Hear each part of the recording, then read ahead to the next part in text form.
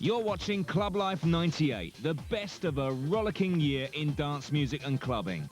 Coming up in the programme, from the scruffy smiley face of 88 to the chic urban glamour of 98, we cast an eye over 10 years of club fashion.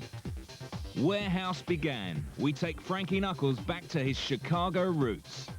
And the Prodigy kick back in our exclusive interview. It's just a vibe which is in us, and it is like a drug, you know. You need that buzz, you know. But first, in August, dance music magazine Mixmag ran a poll for readers to vote for the biggest and best of the year. Among the categories, DJ of the Year, Live Act of the Year, and Club Crowd of the Year. The poll really showed us how wide Mixmag readers' music taste is, but everything from, you know, banging house DJs to really underground experimental music. And it was really refreshing to see how much knowledge people had of the music. Tonight, the results of the Mixmag readers poll are revealed exclusively here on Clublife 98. Who's setting the pace in Britain's dance music underground? There were some clear choices here. The Sub Club in Glasgow and the Bomb in Nottingham were just two of the contenders. But when the resident DJ says that it's like playing in the middle of a riot, and that DJ is Norman Cook, alias Fatboy Slim, it's got to be Brighton's Big Beat Boutique, the underground club of the year. Norman and all the other DJs, Biffle General, Cutler Rock, etc., just playing the records that they love. And it's always, you know, that's what it's about, favourite records, people just enjoying themselves. Whether that's popular or not popular, we would still probably do it. Which is quite sad, because we could actually end up playing to nobody one day, I'm sure we will. And it will be quite sad, won't it? Yeah. In the meantime, we're really chuffed because we're doing well. There's loads of people here. This is the famous queue. You don't mind waiting in the queue and you have the beach right over there, do you? And you don't mind waiting in the queue when you got the club right over there. John Carter's in the house. And the Monkey Mafia. That's right. This is Fatboy Slim for the BBC. You're at the Big Beat Boutique. I'm one of the resident DJs, and apparently we are the underground club of the year.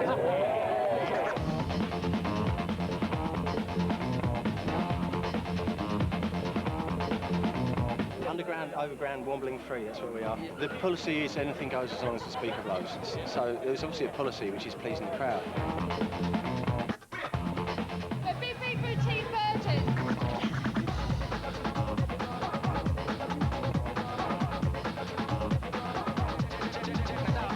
Such a good beat, it's brilliant. The people are nice, the bar's soft, and it's really good atmosphere. It's friendly and everyone's like unity.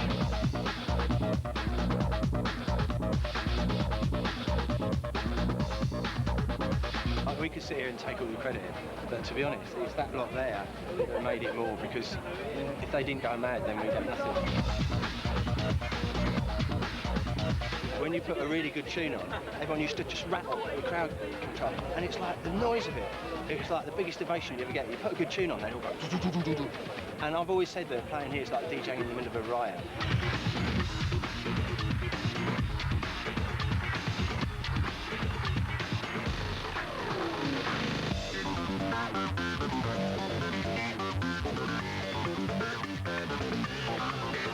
I'm the ambience director, make sure that everything goes smooth and make sure DJs don't get too much trouble.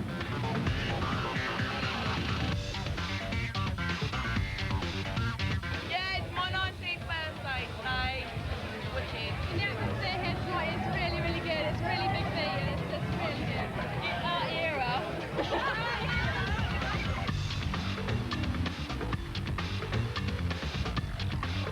You can play all sorts of musical styles, which I think the DJs appreciate and the punters appreciate. And I love it. It's been times, especially like with the whole kind of big beat explosion, where we'll get bored one week and we'll just play a load of house records, you know, just to not do the done thing. And they always go with us with it. Yeah. Whatever he's put in his box, I've got to follow that. Yeah, he's got to follow what it's I like a follow. sparring thing. Whatever record he plays, it's like, I've got one like that, but it goes like this.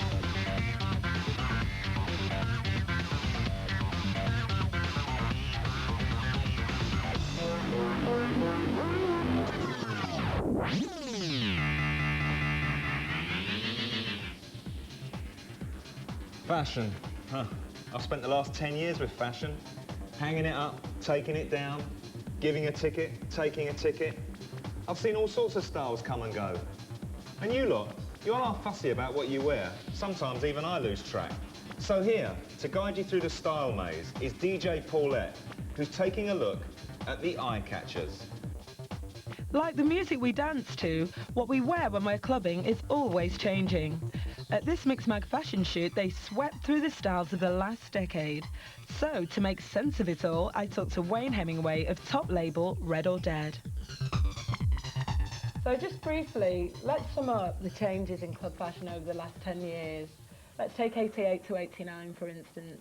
Well, 88, you know, it was all about, it was quite an ethnic vibe going on, tie-dyeing, and those pretty awful, almost like South American kind of weaves that ended up being in sweatshirts and surf shops and things like that. Worn with a pair of often flared jeans and that long, straight hair.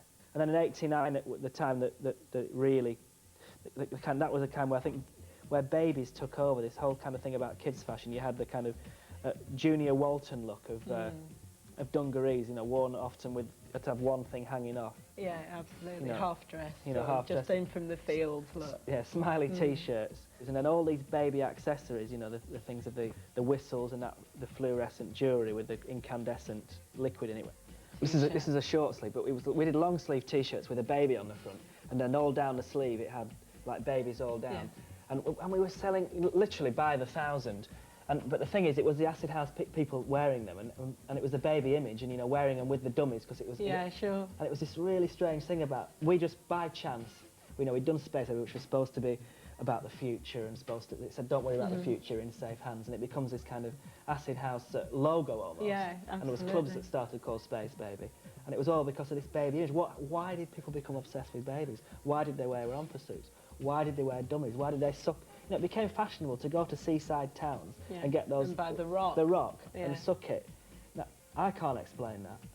And it was, that you know, that era was the time where nobody was interested in expensive design. Yeah. And it was just after Gaultier was kind of the clubber's god. Yeah. And then all of a sudden, you know, it's very easy to go down to a market and buy a pair of dyed dungarees and buy a Smiley T-shirt from a place like Carnaby Street. Well, 1991 was, again, I think the biggest thing in fashion was a whistle, wasn't it?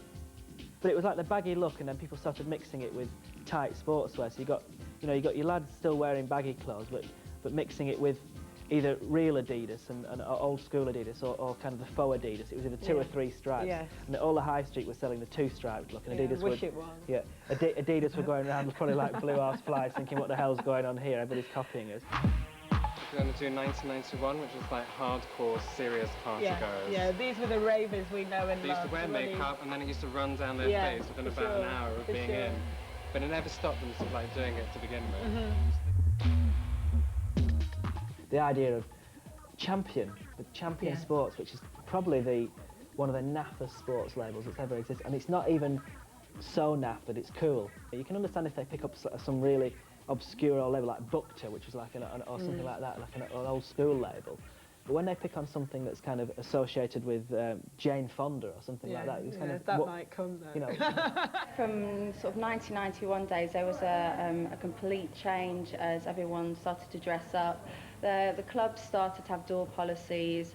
I think it was because raving had become so huge. There were this sort of slight elitist feel came about clubbing.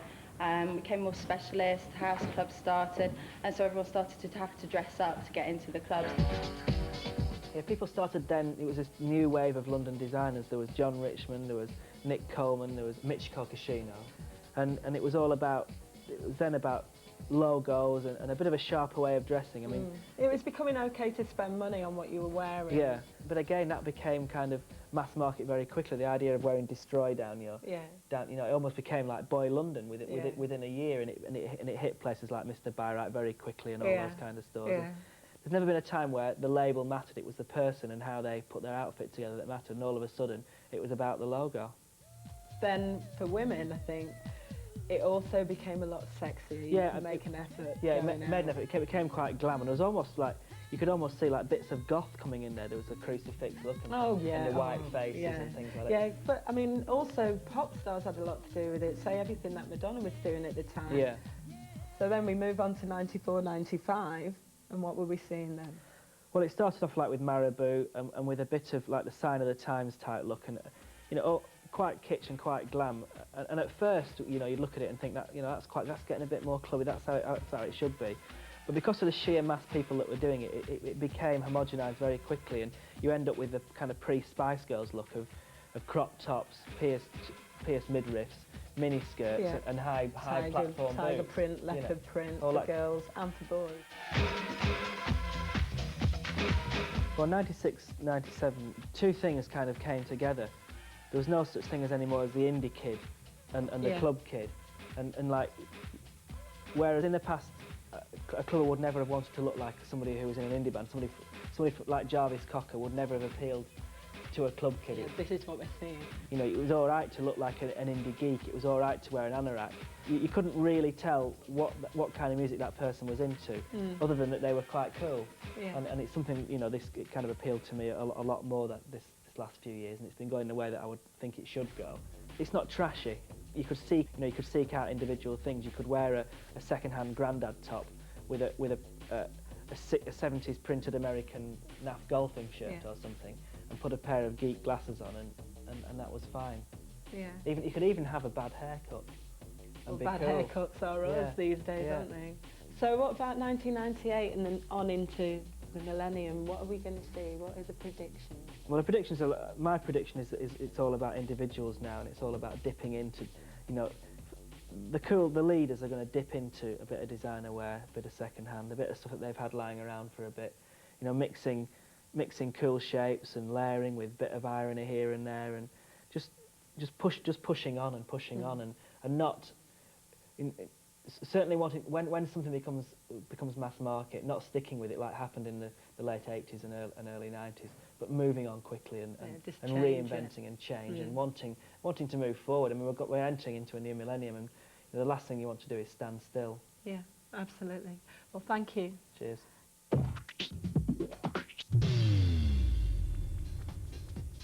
There was some tough competition in the live act category from Underworld, Represent, Massive Attack and the Chemical Brothers.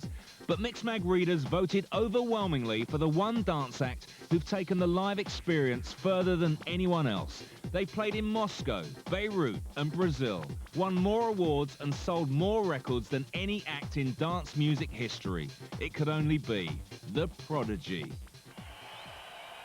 Shut up, Punter! Come on! Are you ready? Are you ready? Who wants it? Brixton! It's the Prodigy! When Jilted Generation came out, the whole of the dance scene just went like that and split up into so many different categories. You know, I mean, you basically had lots more bands trying to experiment with more rockier sounds. The Chemical Brothers came out, and then this sort of big beat thing emerged. Do you know what I mean? A lot of the hardcore tunes we were listening to back in sort of 91 is the same stuff. Do you know what I mean? To be honest, with a new label on it. But just because the hardcore scene wasn't seen to be cool, you know, they have to put a new label on it and try and say, yeah, well, this is the new thing. You know, this is cool now. I want to see ya!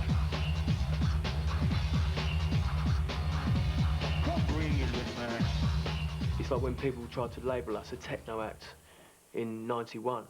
You know, we weren't techno. Do you know what I mean? It's like I was into techno, Derek May and kind of a lot of stuff that was coming out of Germany and stuff like that, and that wasn't what we were doing.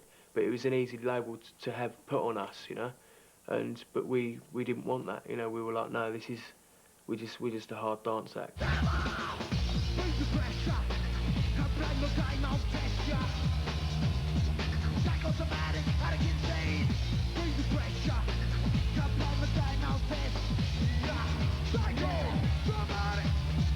You get to a certain level of people respecting you, and then people want to tear you down, do you know? But, you know, yeah, as long as you keep it real to yourself, then it will always be real, do you know? And stick to what you believe, you know? As soon as you start going off at a tangent, then yeah, people have got a right to diss you and say, you're doing this, you're doing that, do you know what I mean? But we keep it raw. I mean, when we first started, it was all paranoid, walking around thinking, oh shit, yeah, you've got to be like really careful, we stay underground, you know, and all that shit. But it's all bollocks really, because at the end of the day, There's nothing wrong with coming out and saying, yeah, here we are, we're large, do you know what I mean? As long as the music's good still, as long as the music stays on one level and we all always know where we're going with that. You know, it's all down to the music, you know, and if the music's crap and it starts going off into another pop land, then that's where we come unstuck, you know?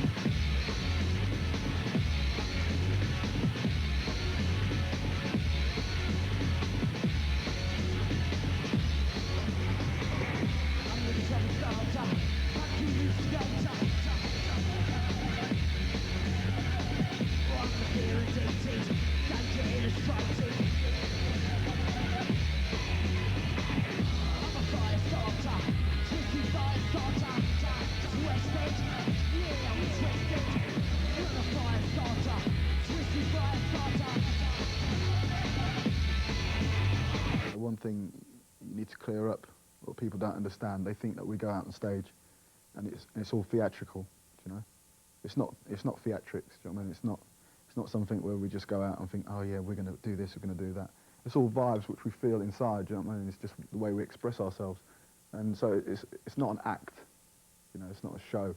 It's just vibes, it's just energy, the way we express ourselves to music. You don't look in the mirror and start sort of pulling faces and thinking, yeah, that's going to work great on stage, because it just doesn't. You feel like a cock. But when you're out there, you're like, and we have it loud on stage, and it is in your face, and the music itself is in your face, and the energy that we get off each other is in your face, and the people are in your face, and then, you know, and then it builds into something, and it's just a vibe which is in us, and it is like a drug, you know. You need that buzz, you know.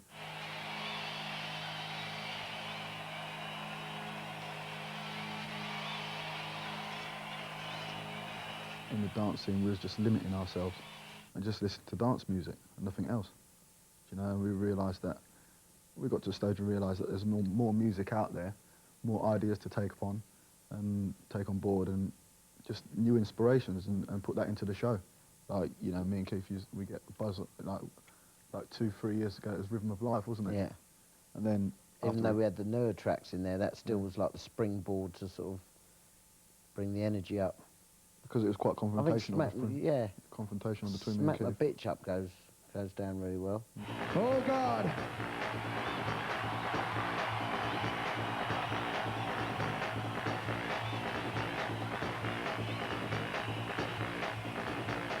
Can I hear Brixton tonight? Are you ready?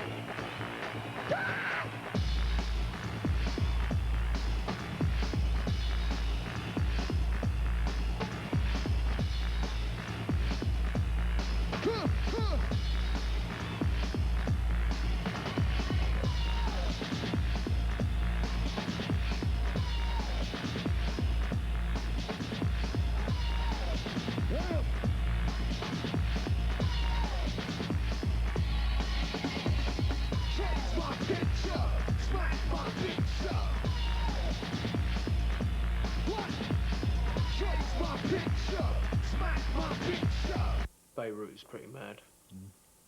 Brazil was Beirut. quite good. Yeah, Brazil because was good. it was like it was unexpected, really, you know, and the crowd were quite mad. It just went down so well, you know. It's a good buzz when you don't expect something to be, you know, as so-called your home territory, because you know you always class England as being like the pinnacle, you know, so to speak. Do you know? You know, this is where it goes off the, you know, because people understand it more here.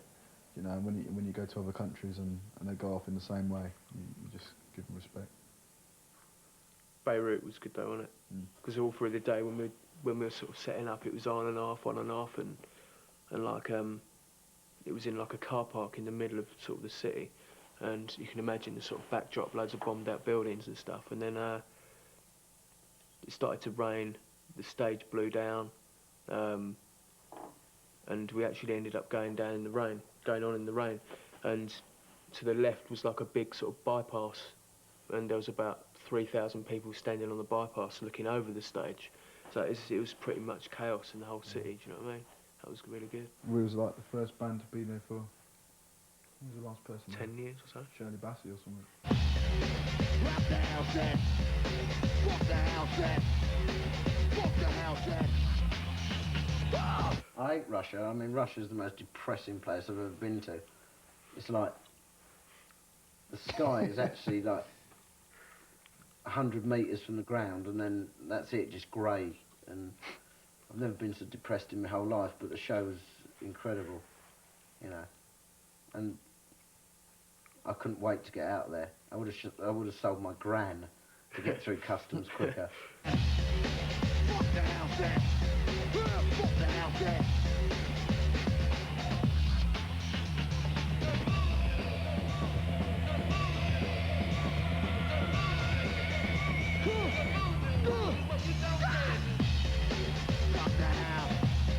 It's funny how press sort of makes people appear to be sometimes bigger than they are. You know, like in America, we're not big. Do you know what I mean? But the press are saying, yeah, Prodigy have broken America. You know, we're not big in America. Do you know what I mean? Oasis aren't big in America. We're not even small in America. Do you know what I mean? And you read the press and Prodigy have broke America. They're huge, you know, and we're just not. Do you know what I mean? You know, it's like it's not about that. All I know is when I go there and we play on stage, we have a good time. Do you know what I mean? You could talk about America for hours and sort of pick it to bits, but from my point of view, however shit everything else is, when you go on stage, that is usually when it's all over and done with, and it ain't in America. You know, in America, you have to think about whatever you do. Lawsuits and shit like that. Lawsuits. I mean, I had people, you know, jumping up and down after the shows, shouting at the manager, saying that they were going to sue me and all that for spitting at them.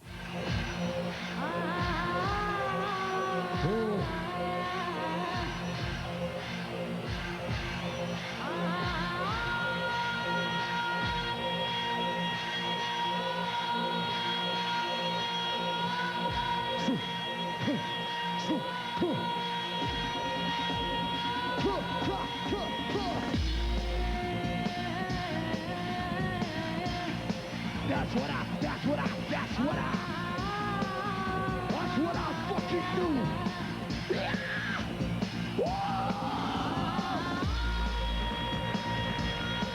Smack up my.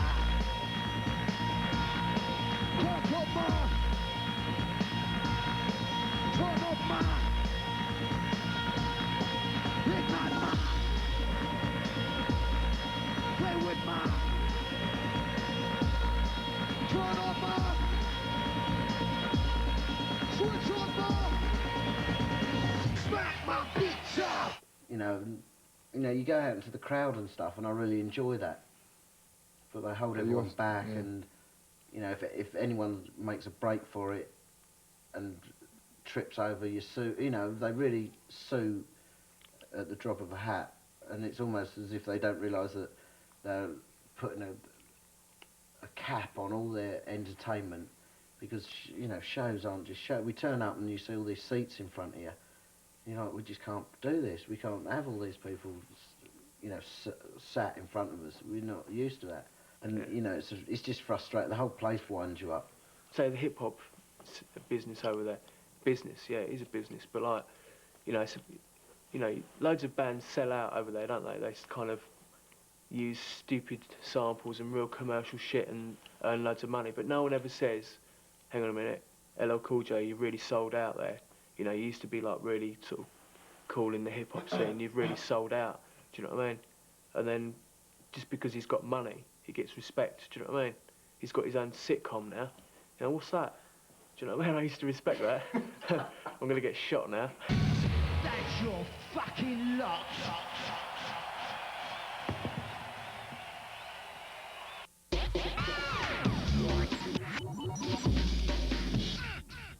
You're watching Clublife 98. Still to come. The coolest band in the world? Massive Attack. Speak Out. I think there's always tension in music, you know, and sometimes it's a good thing, sometimes it's a bad thing. But when it is a strong creative process and we all feel strongly about what we're doing, we're going to come up against each other, you know, quite heavily sometimes, you know, and there's going to be a lot of aggravation, but that's just the way we've always been. I think we've always been quite aggravational, you know.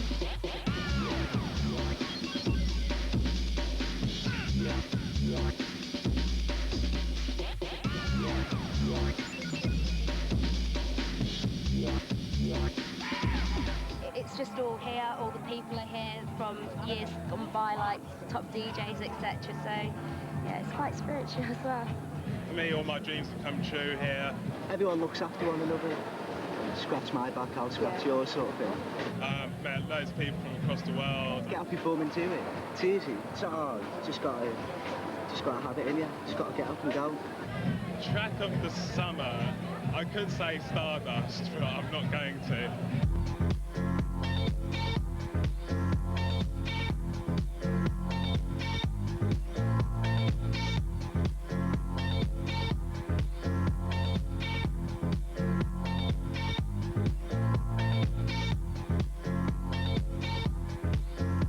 It's like all over the world you've got a certain kind of people, you know, have the same way of partying and who like the same things as you do, and they all get together here. We all come, you know, it's the particular thing about Ibiza is that everybody comes here and you actually end up liking the same things, liking the same music, you know. It's the same taste, I think, the same way of, you know, enjoying yourself.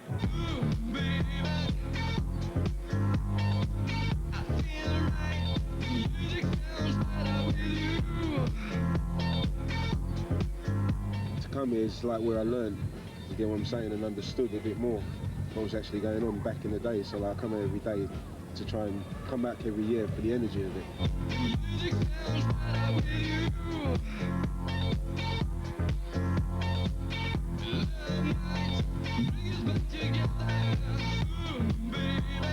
It's all very easy to say, why do people come to Manumission? I mean, the reason we made it out here in the first place is what we do is very akin to what the island's about.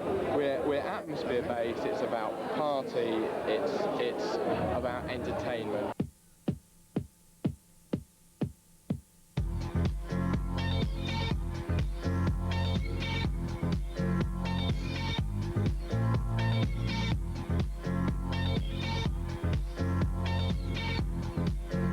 Renaissance, and then for us, when we first came to Ibiza, I think the Pasha was probably the club that influenced us more than any other club on the island.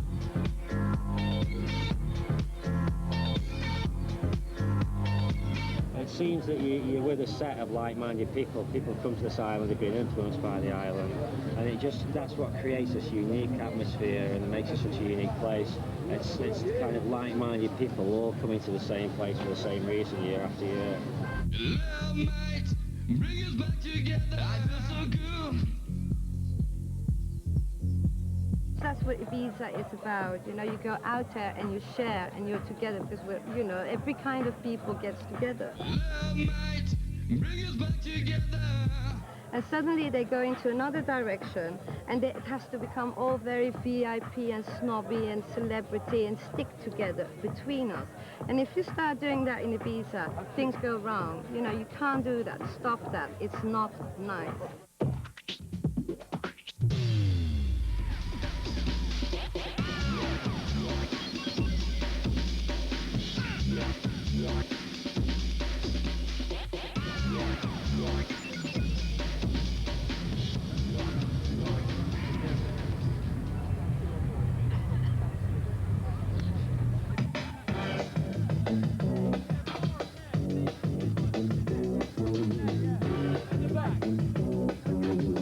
I'm DJ Sneak, my friend Junior Sanchez, and his shoes.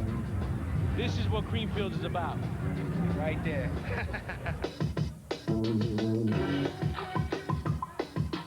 We've had intentions, I suppose, or let's just say ideas on how festivals should be run for the last few years, you know. They're kind of, the rock-orientated festivals,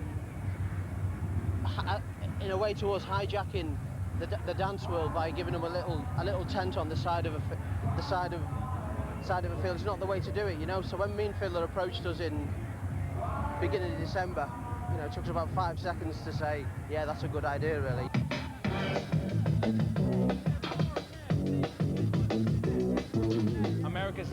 that open-minded to do it. They have raves, but not of this caliber. This is like out, you got drum and bass, you got all these house DJs. It's definitely, it's more intricate than America. They don't got the head for it.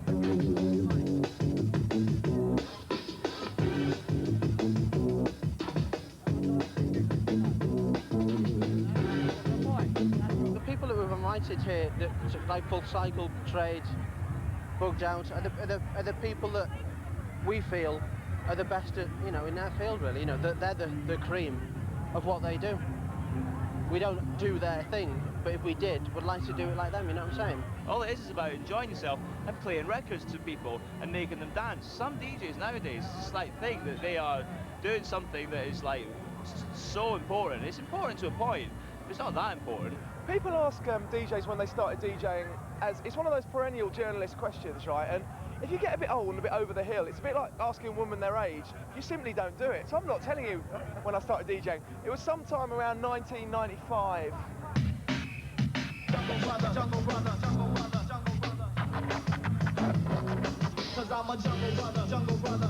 Man, you don't get anything like this at home.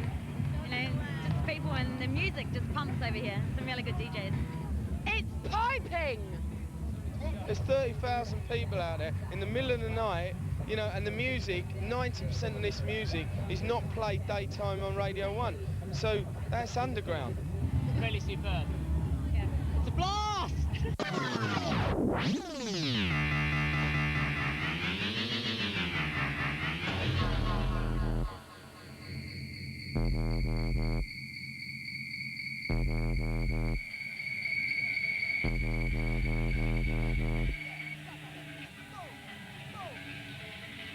Reaching out to one and all in one. It's all about the Carnival Special. Everyone who possesses a horn, a whistle, and left or right hand. This one, I'm burning a hole in the side of the room. The purpose is, as you can see behind, to put a melting pot of people together to create what is quite clearly the biggest jungle night of the year. I want to test you right now. Well, drum and bass has been around for like 10 years now, do you know what I mean?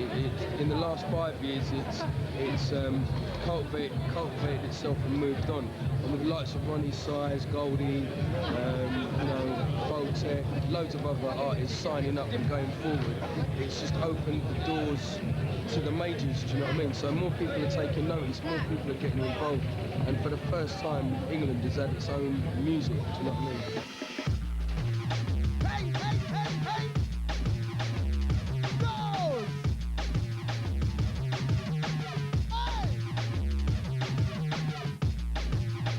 It's like a festival out there. It's just like what London's needed. Like, we're having a good night. Yeah, there's been no good parties in London for ages. It was a good night, man. Yeah. Rocking. It's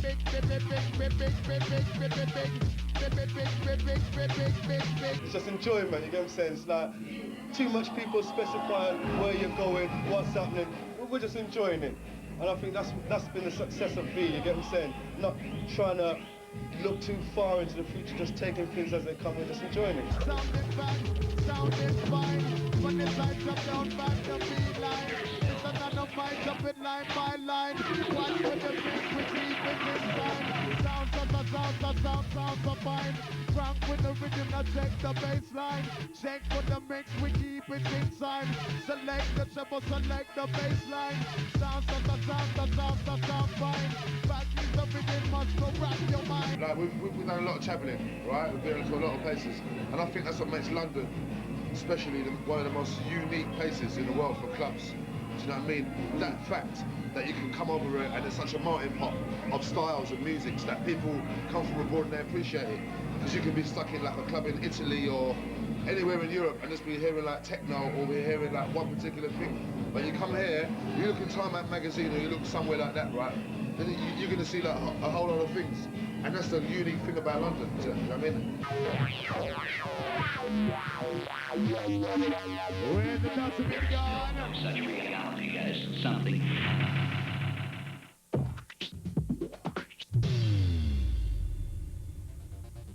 Album of the Year was the category that really showed how broad dance music has become. with Madonna, the Beastie Boys, Deep Dish and Air all scoring votes from Mixmag readers. But it seems fitting that perhaps the most influential British dance act of all should end up winning. Their third album, released this year, is dark, intense and heavily influenced by their stunning live shows. It was a clear winner. They are Massive Attack, and the album is Mezzanine.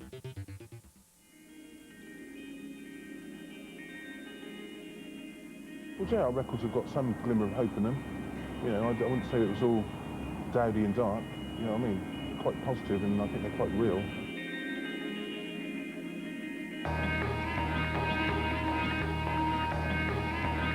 We didn't sort of think about anything like let's make a dark album. I think it was just, like I said, more reflective of like, maybe some of the moods that were going around, and maybe some of the sonics and some of the contrast between the different instruments made it feel that way.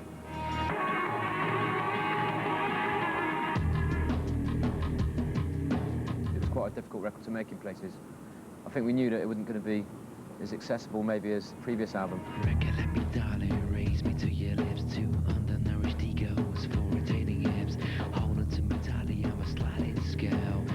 And even as people have sort of pointed out, a dark record, people must obviously find something in it that appeals to them and doesn't make them feel depressed. You know, it's not as though we all sort of saw eye to eye on this one. You know, sometimes we're kind of used to working in a certain way, and you know, having to sort of expand on what we did is we had to sort of pull ourselves out of the shell, really. You know what I mean? And that kind of made it hard.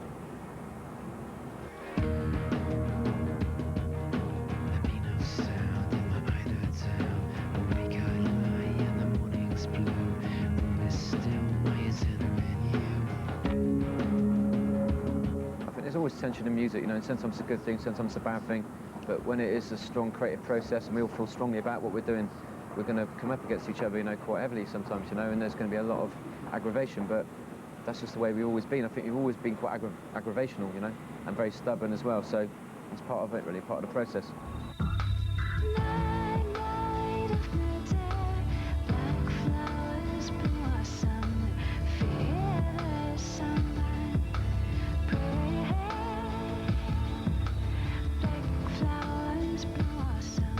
We were working with a lot of new digital setup and recording a lot of stuff to hard disk on Pro Tools, a new computer system for us really on this album. That it was a good way for us of using a lot of live instrumentation, doing a lot of jams, and then digitally converting them and trying to make a good sort of balance between digital and real instruments, which I think was important to get that kind of real organic feel to something which is quite digital in places, you know.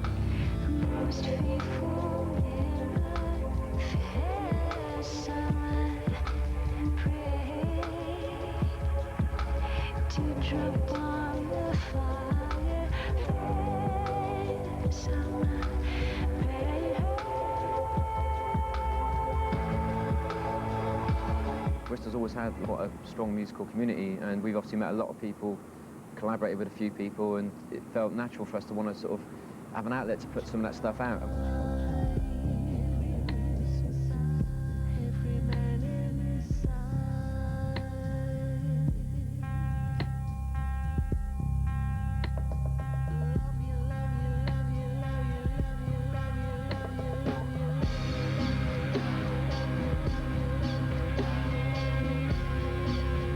You know, we've been travelling the world for the last, year now on tour, and, the world's that small. And really, we don't see any need to move to London. You know, we've always been able to do our own thing. And, we've always been quite individual down here, so there's no need for us, to move to London at all. We've got a couple of new bands we've signed to Melancholic in the last sort of 6 months, who are Bristol-based as well. And, it's going to be a pretty good year next year for Melancholic. We've got a lot of stuff coming out. And Bristol is, has got a very kind of quite deep musical thing going on. And it's not just what you see on the Outside Us or Portishead or Ronnie Size and Represent. There's a lot of other things going on as well, which hopefully we can highlight over the next couple of years.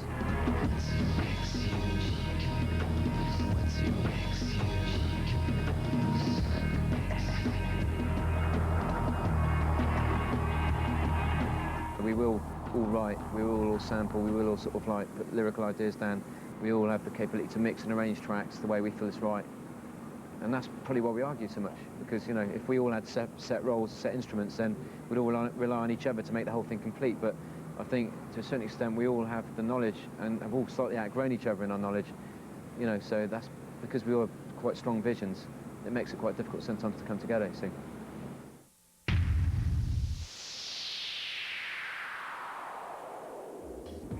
Now this is where I feel happiest. Playing the records that send a shiver down your spine, put a smile on your face and make you rush the dance floor. It's been an exciting decade for DJs and we've all developed styles of our own. But the art of the DJ might have evolved very differently if it wasn't for one man, Frankie Knuckles. So let's join Mixmag's Don Phillips as he sets out with the legendary godfather of house. I used to always think that what I did was create kind of a poor man's paradise on a dance floor. It gives them an opportunity to completely escape the rigors of reality and just be one with themselves and hundreds of other people at the same time that could be total strangers.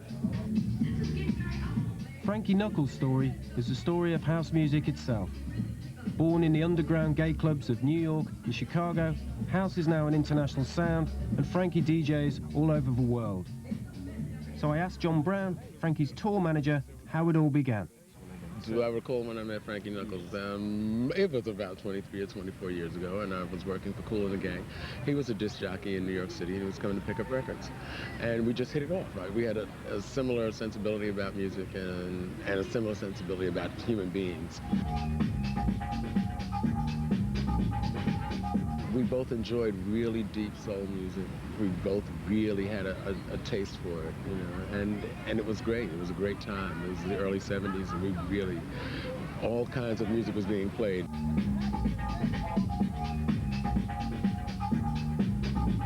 To really make the whole room just move in one complete rhythm and all those people come together and just be one big force of energy, you have to be a part of that. You have to put yourself in the middle of that. And a lot of times I used to think it would be great if the DJ booth was like right in the center of the dance floor and then everybody was around you, but the booth would take up too much room in the center of the dance floor and therefore you wouldn't have a heart. I mean, the heart of the party is right in the center of the dance floor.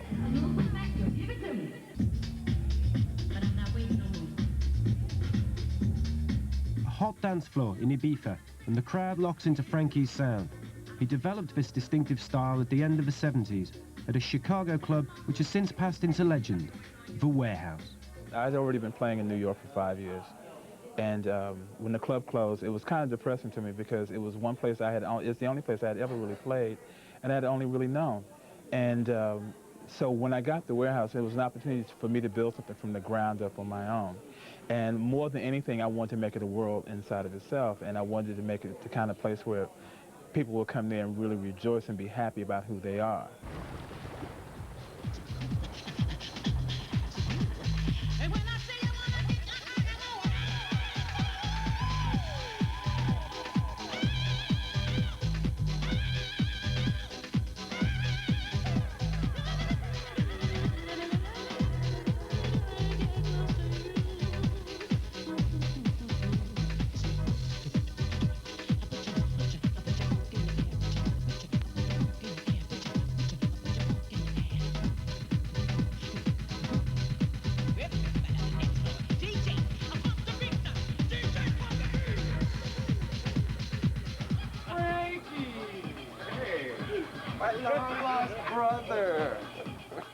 We took Frankie back to house music.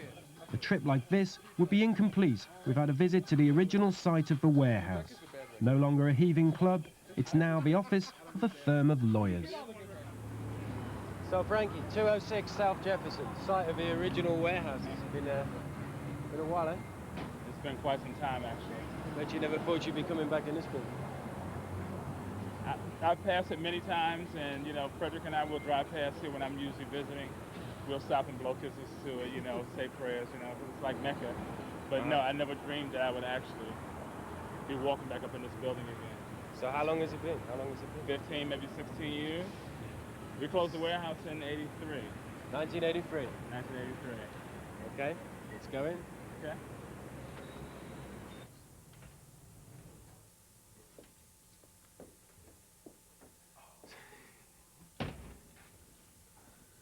It's a little bit different. A little bit different, are you kidding?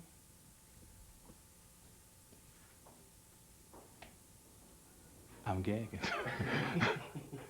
I'm not prepared. Look at this place.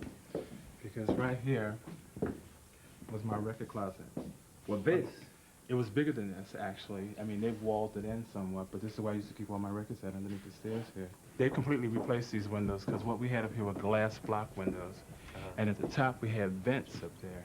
And we can control the vents back on the loading dock. And so in the wintertime, when Chicago's known for its winters where it can get really cold, as opposed to having fog machines in, I'd hit the switch in the back, and the vents would open up, and we'd have instant natural fog. Dry as fog, and it was perfect. So you guys have heard of house music, right? Of course. Sure. But you didn't know, but it started right here in your offices. No idea. No. It didn't start right in this office, did it? In this building. Well, underneath. Yeah. Where they've got a meeting room downstairs. That was the dance floor. And did they have a liquor license or no? No, juice bar. It was a juice bar. What time would it open up? At midnight. Yeah. So noon the next day. Sometimes midnight the next night, depending on how well I felt. Yeah. Were you the DJ or did you own it or? I was DJ. Oh, okay. He lived here for a bit. I lived in here for a while. Actually, I lived up in this office for like about 6 months. Who did you rent the building from? The Foster Company. Oh, really? Water Saver? Water Saver. It was their building. Did the police ever give you any trouble? No, actually, we never had a problem with the police. We had a problem with the church once around the corner. It was one Easter Sunday. Oh, Sunday mornings? One Easter Sunday. Okay. You know, I mean, we had like a bazillion people up in here, you know, and they were screaming having church up in here, and they were trying to have church around the corner, and, well, the religions were clashing, so sure. Let's put it like that, so it didn't quite work. Pretty amazing. You want to see some pictures? Sure. Yeah. This will freak you out. I don't know if I have any shots of up here, but downstairs. Well, this is the front of the building. Those are the two gentlemen that I did that I was doing the warehouse with. And that's in the front of the building. Some odd styles there. And that was like 19... Yeah, you can really see like the outfit. That's probably like 1979, 1980. Oh, yeah. Here's a shot from outside, looking towards Presidential Towers. You notice they're gone. Oh, that's yeah. the building right there. That's a shot of the dance floor with people on it. But this is one from the loading dock area where I had the DJ booth at. But here's a great shot. That's what the room looked like downstairs. You guys pack like that every night? Every Saturday. Every Saturday, you mean? We do anywhere between 800 and 1,400 people. So house music started here? Yeah. Really? It was named after the warehouse. Yeah. Okay. They got its name from the warehouse, which is this building. Now, which door are they walking in here? Is This one here. This one, okay. At the bottom of the stairs. They told us it's a plumbing company. Yeah, they didn't mention you on the sales brochure. While the warehouse partied like there was no tomorrow, Frankie developed a new DJing technique. It was more than just playing records. Using an old-fashioned reel-to-reel tape recorder and a turntable, he'd transfer his tunes onto tape, cut them up, turn them around, and rearrange them. A new form of music had arrived. The industry wasn't really putting out any music with real energy to it. Everything was either very deep and very soulful and slow, or it was country western. Those are your two choices. And so they weren't really putting out anything that had any real energy to it. So most of the records that were coming out that had any energy was coming from either out of Canada or coming from Europe. And what happened was I figured the only way I can keep my dance floor interested is that I had to redo, I had to take some of the older songs and try and like re-edit them or remix them is what I thought I was doing with them. Right. To keep their interest, because I figured there wasn't that much new music coming out. So show me what you do. Okay. With this, because this is one of the tracks you used to use, right? Yeah, this was a real big classic at the warehouse.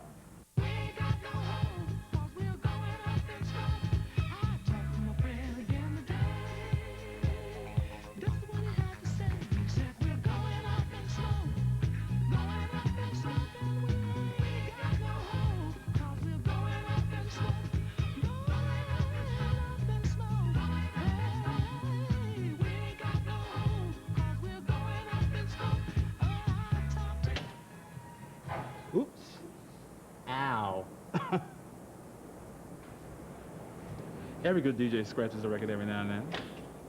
Take this section a couple times and extend it, and then just let it end the way it naturally does. So really the only thing I did was I changed the intro and I changed the middle. Right. I mean, if you were listening very closely, You know, sometimes what they were singing didn't really make sense. But it would play tricks on people's, you know, hearing when they're on the dance floor, because they think they know that they know the song, and it'll start singing one particular way, and then all of a sudden it would go in another direction. Still the same song, but lyrically it would go in another direction, and people would be on the dance floor. I don't remember that.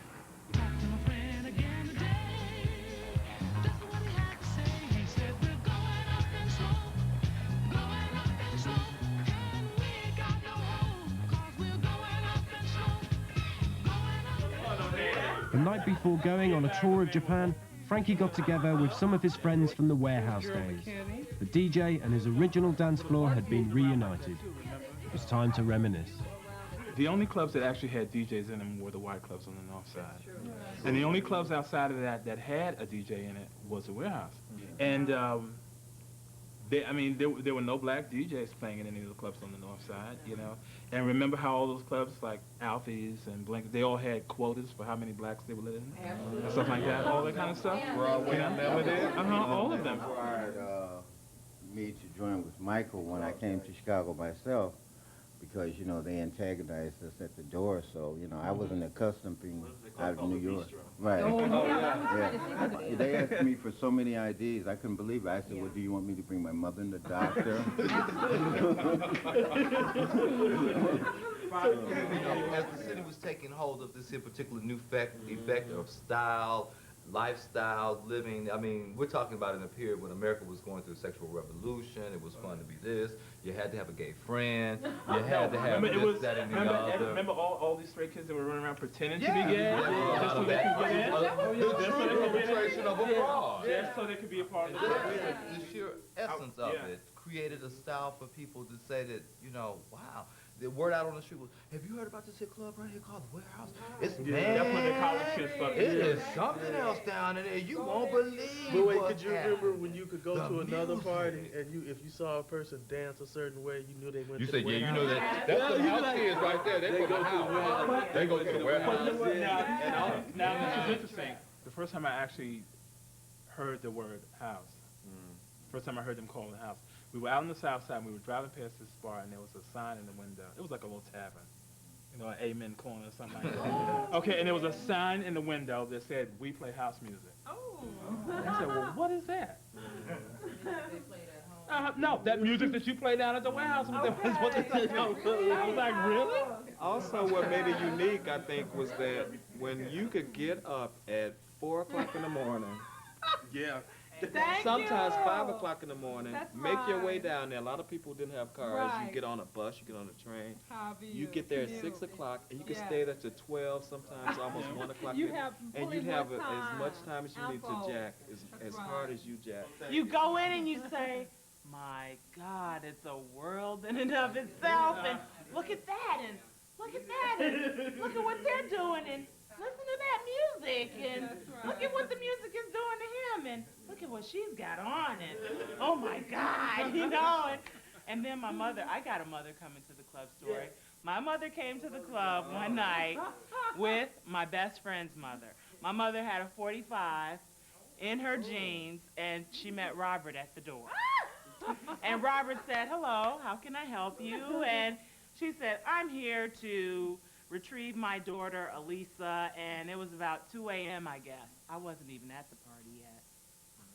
So Robert invited her in, you know, didn't charge her admission or anything, said, you are welcome to go and get your child. And she went in, and I think Jeffrey took her throughout the club, all 3 levels.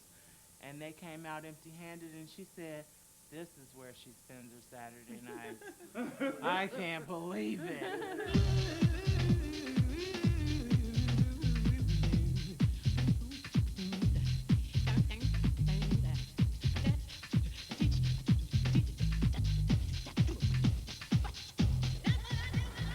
Chicago's everything. It's influenced me in every kind of way. I like to think that I was born and raised in New York, but I grew up in Chicago. I did most of my education in New York, but I got my education in life and learned how to be the person I am here in Chicago. Chicago awarded me that. It's made it possible for me to be exactly who I am. I don't think if I had stayed in New York, I would be doing the same thing now.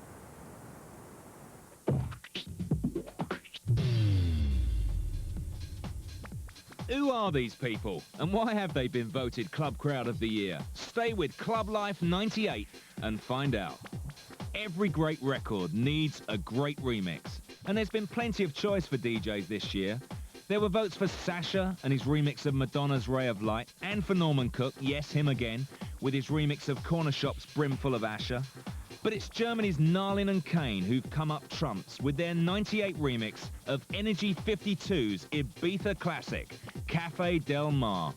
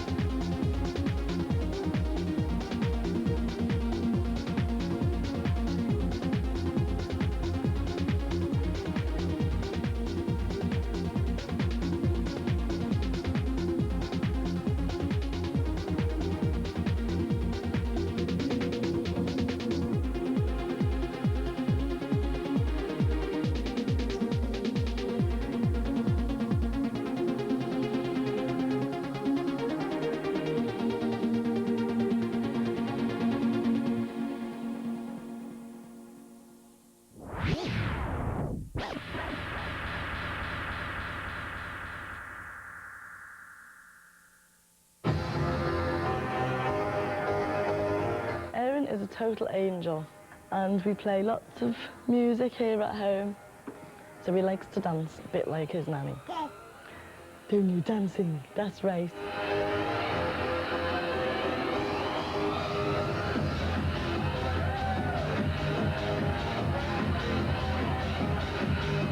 the only person I socialise with during the day is him, which is why I think that I probably enjoy going out every weekend and socialising. I never used to like hard house at all, but the atmosphere in there is electric. There's nothing like Trade's dance floor. It is absolutely amazing.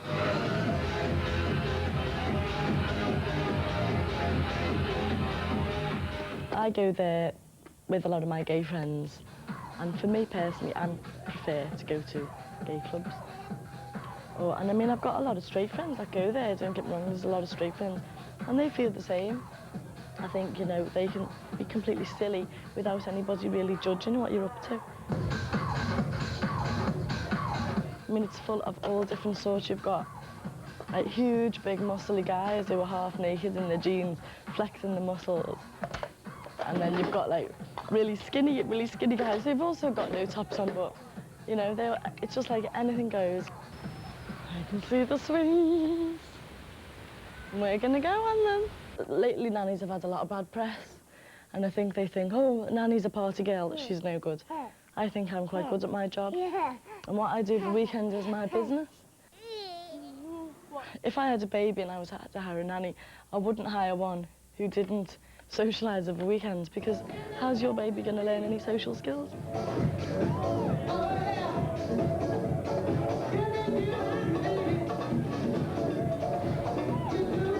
We were there the other week till 1 in the afternoon, so we said, oh, should we go in the hard house room for the last 20 minutes? And it's like everyone's dancing really, really loads to get like the wear out of the last 20 minutes of praise.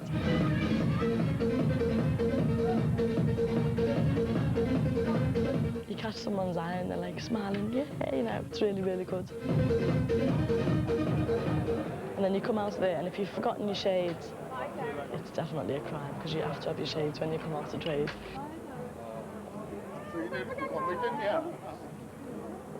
If I wasn't a clubber in London, and I was just a nanny, and I didn't really go out over weekends, I'd have no mates at all, because I really don't get on with that many nannies to socialise with.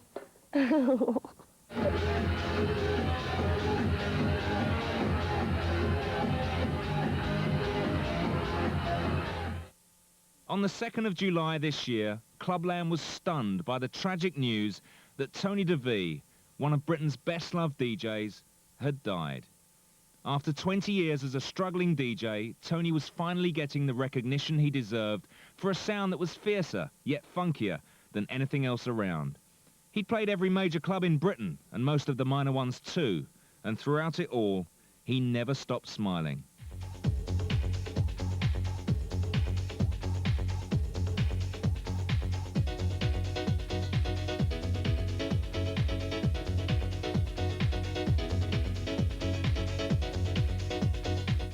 I think one of Tony's most memorable sets was one quite a few years ago now. I didn't know him then, but he used to speak about the first Chuff Chuff he ever did. And it was him and his best friend were up on the stage, and his best friend had managed to talk the promoters from Moneypennies into putting Tony on after Sasha. And Tony went on and Sasha was playing his set. And as Tony went on, the place erupted and went mad because like the energy and the music. And I think that was like the time when he thought, you know, I'm making it now. It was a small town called Stamford. We used to play a nightclub called Central there, and 2 Asian lads came in and said, oh yeah, Tony, you've got to see our menu, you've got to see our menu. And Tony was like, okay, show me. And they showed him the menu, and on the bottom of the menu it said, the Tony DeVee curry, the hottest curry in the house, which was quite nice. He always said most famous people, you get roses named after them, but you got a curry instead.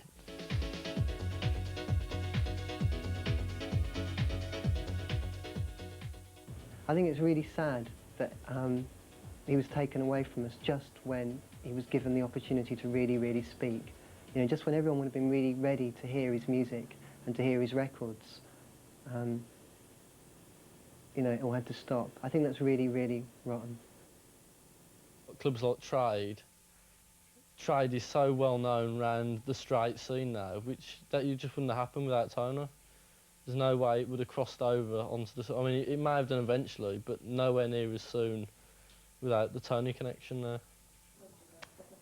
Tony's strengths as a DJ was the fact that he worked so hard. That was his strength, but also it was his weakness, because I just think he worked far too hard. As soon as he got up, he'd be like running about all over the place, doing this, doing that. Then he'd go out to do probably 3 gigs and come home and then get up again after 3 hours sleep. It's like, and that's exactly how his music was. It just didn't ever stop. It was just like constant.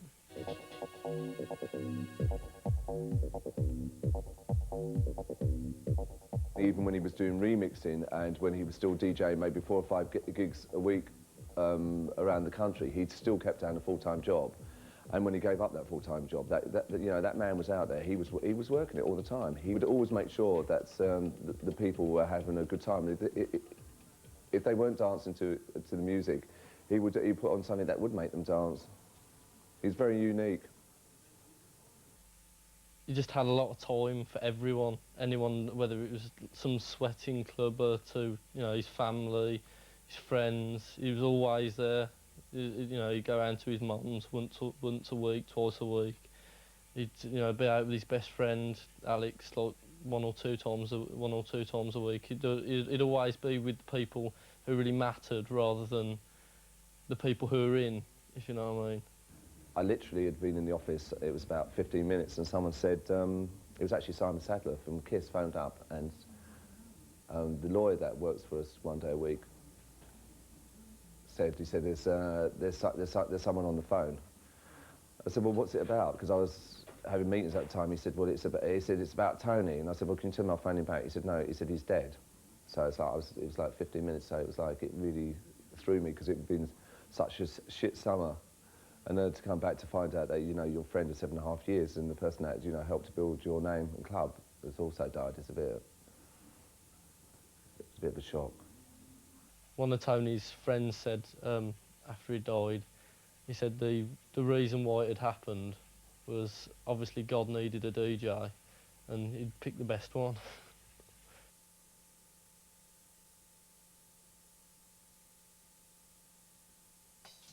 Two clubs, one crowd, one DJ. These are the votes that really count. DJ of the Year was closely fought. Sasha, Norman Cook and Paul Oakenfold all got honourable mentions. But the winner by a whisker was Judge Jules. Let's follow him as he journeys in one packed night from the mega club of the year, Cream in Liverpool, over to Sheffield and Gatecrasher to play to a bunch of loonies who could only be the Clublife 98 Crowd of the Year.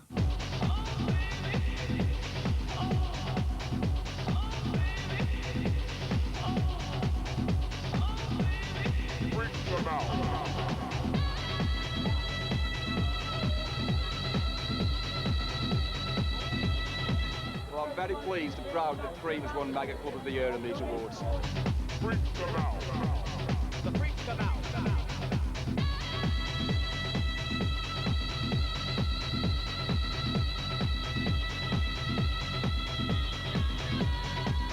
It's an award that means something because it's voted for by the general public. Freaks come out.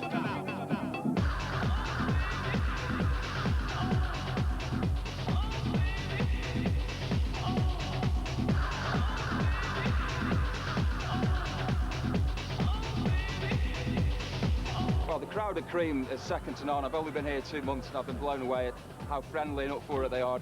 Coming into Cream as an outsider, I think this crowd is really what's helped us maintain our position.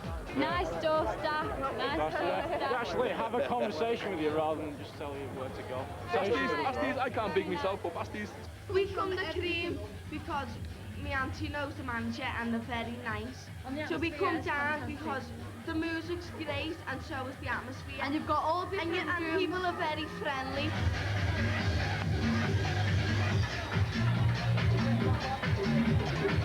This is my mum and she brought me in for the first time because this is my first time. And it's my auntie's 30th party, so that's why we came. We've all had a brilliant night, right? It's got us drunk before we got here, so we haven't had a problem. Thank you so much for voting me DJ of the Year. It's a bit of a shock, to put it mildly.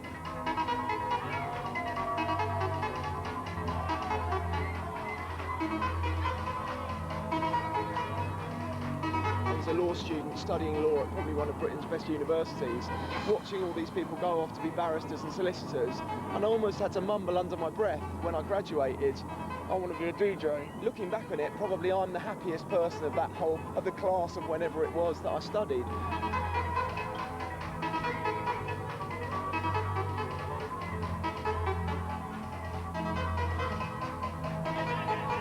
The reason behind my soundtrack is finding those records that will go on to be big. It would be very boring and very predictable to be playing those at the same time as all other DJs were doing it, but I have no shame about the fact that I do play records that will go on to be hits.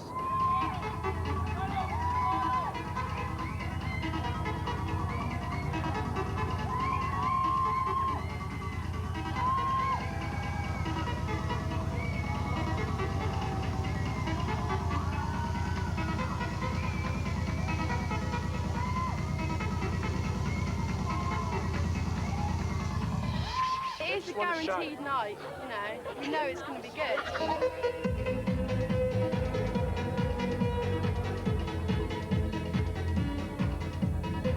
I go out to clubs and I try to be like a clubber. I think there's an awful lot of DJs who are quite, maybe a bit anal, maybe a bit anarchy, for whom DJing is a release of a kind of shy side of their persona, whereas for me, I'm not a particularly shy person. I really enjoy going to clubs, like dancing, like... If I could literally jump into the crowd and do it, then I probably would.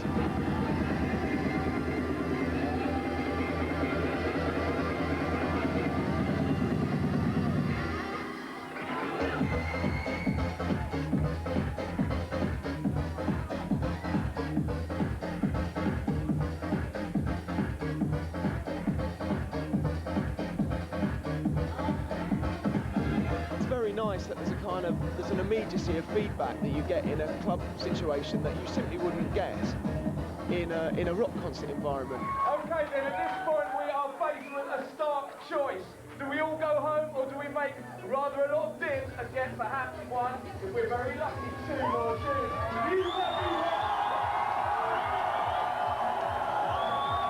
The success of clubs is the fact that our generation has been increasingly frightened to know their neighbours.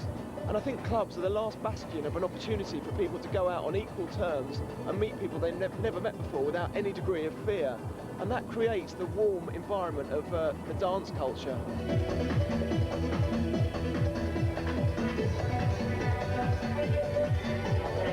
It's my lifetime ambition. The moment I started on pirate radio and then went on to local radio, I always wanted to get on Radio 1. It's nice to be able to kind of expose other people to a music taste and not be able to hear them saying this is rubbish in return.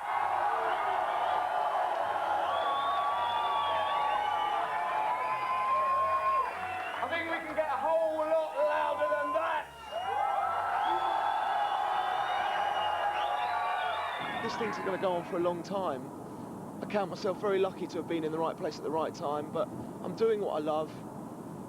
I'm playing at clubs that are absolutely fantastic. Let's enjoy this for as long as is possible.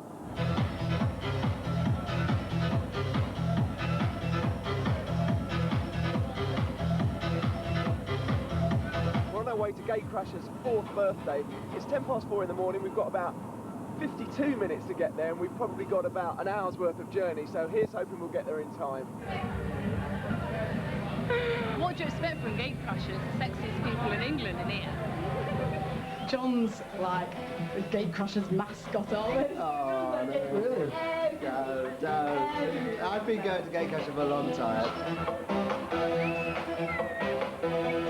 It's one of the most dressed up crowds, isn't it, Steph? Yeah, I mean, we like to dress up. Everybody at Gatecrasher likes to dress up. If everybody else gets dressed up as well, it just makes it really exciting. You just like go, yeah, come on everyone.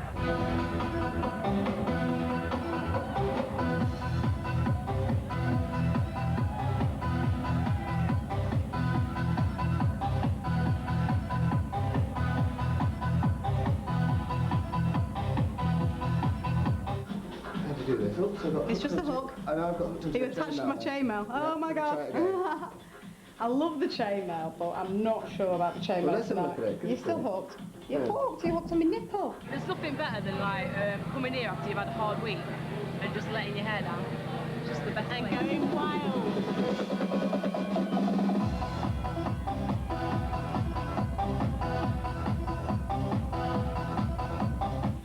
to be in my spaceman outfit. Right, let's get... Right, I need people to legs moving this course. I need some volunteers. Oh, hang on. Let's get boobs pulled up. It is just about pure enjoyment and dancing and just having a good time and meeting people. Like Kelly. Met her in Ibiza.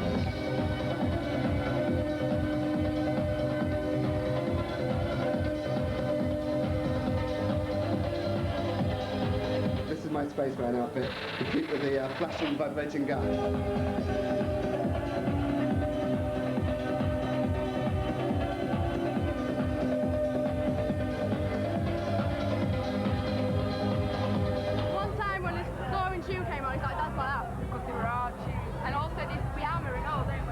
And you've got hammering tunes like that for Billy Hard tunes.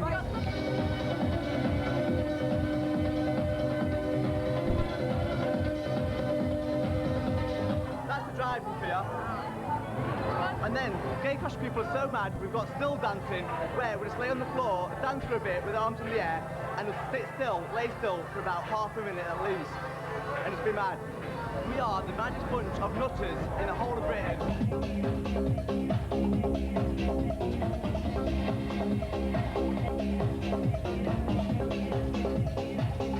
Just have these boots.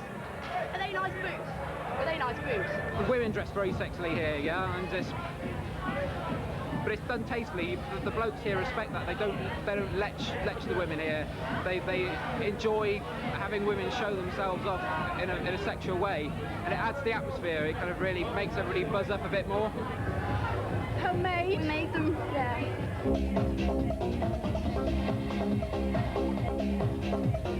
Absolutely beautiful, really special.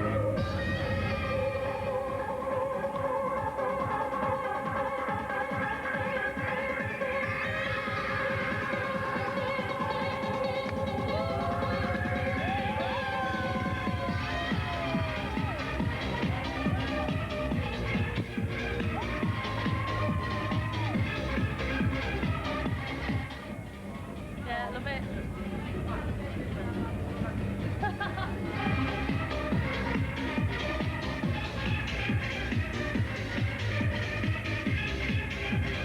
Only just met her 5 minutes ago and we're here like best mates. Oh really? It's been really good tonight. Absolutely incredible. You don't get many places like this.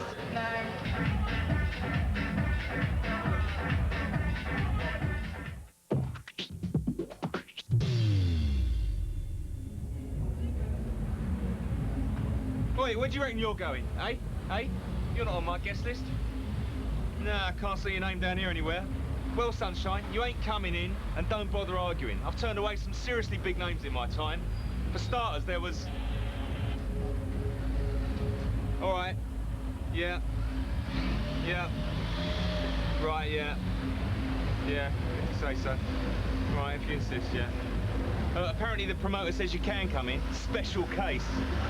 Says he wants to show you what's been going on during the last 10 years. Step this way.